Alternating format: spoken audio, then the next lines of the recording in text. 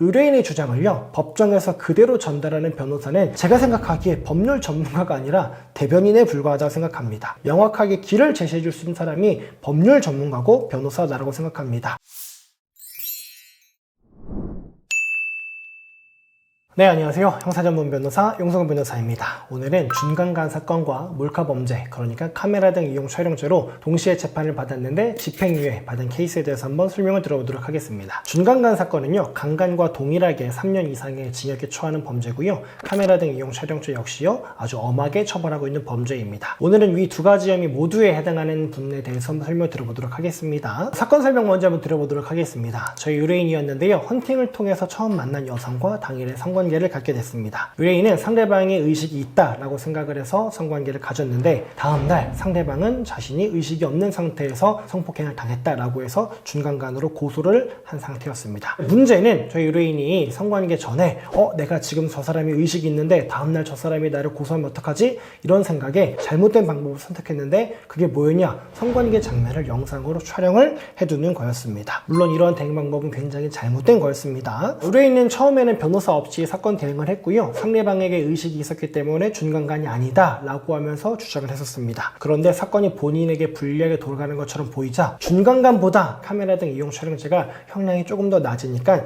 차라리 내가 몰카로 처벌받자 라고 해가지고요, 성관계 영상 몰래 촬영했던 거를 증거로 냈습니다. 그러면서 뭐라 주장했냐? 영상 보시면 상대방 의식이 있는 거 보이죠? 그러니까 준강간은 무혐의입니다. 다만 몰래 촬영한 건 제가 처벌받겠습니다 라고 했죠. 우리 의뢰인은 영상을 제출하면 본인의 준강간이 아주 깔끔하게 무혐의가 나올 것 같았지만 영상을 보면 실제로는 피해자가 의식이 없는 것처럼 보이는 장면이 다수 있었습니다. 그래서 결국 준강간과 몰카범죄로 기소가 돼서 재판을 받았습니다. 옛날에는요, 성범죄는 피해자랑 합의가 되기만 하면 무조건 집행유예가 나왔습니다. 그런데 최근 성범죄에 대한 처벌 수위를 높여야 된다라는 논의가 많아지면서요, 피해자랑 합의를 해도 실형이 선고되는 경우가 굉장히 많습니다. 그래서 요즘은요, 준강간과 카메라 등 이용 촬영죄 두 가지로 동시에 재판을 받는 경우에요, 피해자랑 합의하지 않으면 징역 3년에서 4년 정도의 실형이 선고가 되고요, 피해자랑 합의를 하면 징역 2년 정도의 실형 혹은 집행유예 정도가 선고가 됩니다. 저희 의뢰인의 경우에는 집행유예 선고를 받았는데, 그러면 어떻게 집행유예 선고를 받을 수 있었는지, 법원이 주로 보았던 양형 요소가 무엇이 있는지 설명을 들어보도록 하겠습니다. 제일 중요한 건 뭘까요?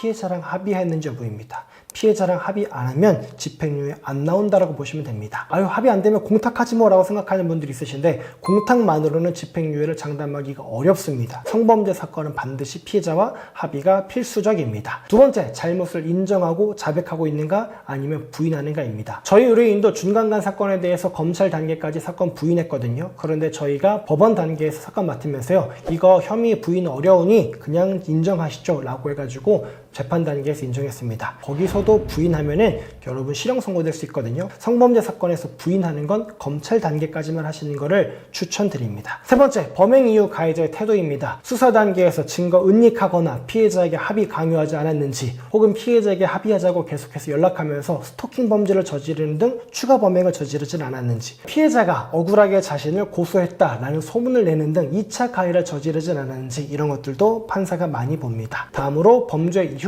피해자의 상태, 피해자가 극도의 불안감을 느끼고 있지는 않았는지, 피해자가 정상적으로 다니고 있었던 직장을 그만두거나 최악의 경우에는 극단적 시도를 하는 등 안 좋은 결과를 초래하진 않았는지, 피해자의 상태가 어떠한지도 봅니다. 또 몰카를 촬영한 이유나 목적이 뭔지도 봅니다. 반포 목적이 있는 경우에는 가중처벌됩니다. 혹은 신고를 억제하려고 협박하기 위해서 한 경우 역시 가중처벌이 되고요. 몰래 촬영한 영상이나 사진이 실제 유포가 되었는지도 중요하게 보는 양형 자료 중에 하나입니다. 또 중요하게 보는 게 뭐가 있냐면요, 가해자랑 피해자가 어떤 관계에 있었는지입니다. 가해자가요, 인적 신뢰관계를 이용해서 범죄를 저지른 경우에는 가중처벌됩니다. 법원에서 예를 들고 있는 관계는요, 친족, 제자, 지인의 자녀, 환자, 부하, 그리고 신도, 이런 경우를 예로 들고 있습니다. 또한 가해자가 피해자의 상사이거나 거래처 사장 등으로서 영향력을 행사할 수 있는 위치에서 범죄를 저지른 경우에는요, 더욱더 가중처벌하고 있습니다. 반면에 교제하는 관계였던 경우와 같이 상호 간에 호감이 있었던 경우에는 비교적 정상 참작이 되는 경향을 보이고 있습니다. 그리고 마지막으로 중요한 게 뭐가 있을까요? 가해자의 전과 관계가 있겠죠. 이전에 동종 처벌 전력이 있는지, 이런 것들도 살펴보게 됩니다. 성범죄 사건 요즘에는 합의에도 실형이 선고되는 경우가 있는데, 저희 사건의 경우에는 합의하고 집행유예가 선고됐습니다. 그런데 합의 끝! 그러면 변호사가 필요 없겠죠. 합의는 본인도 할 수 있는 거니까요. 합의하는 거에만 초점을 맞추지 마시고 저희가 말씀드린 여러 가지 양형 자료를 제출하셔야 정상 참작을 받으실 수 있습니다. 의뢰인의 주장을요, 법정에서 그대로 전달하는 변호사는 제가 생각하기에 법률 전문가가 아니라 대변인에 불과하다고 생각합니다. 의뢰인이 억울합니다라고 주장해도 이거 저희가 증거라든가 사건 살펴보니까요, 그거 무죄 인정 안 됩니다. 그냥 혐의 인정하시고 자백하시고 피해자랑 합의하시고 집행유예를 목표로 삼으십시오. 명확하게 길을 제시해 줄 수 있는 사람이 법률 전문가고 변호사다라고 생각합니다. 사건을 객관적으로 판단하고 나아갈 길을 제시해 줄 수 있는 법률 전문가를 선임하셔가지고 최고의 결과를 이끌어내시기 바랍니다. 고맙습니다.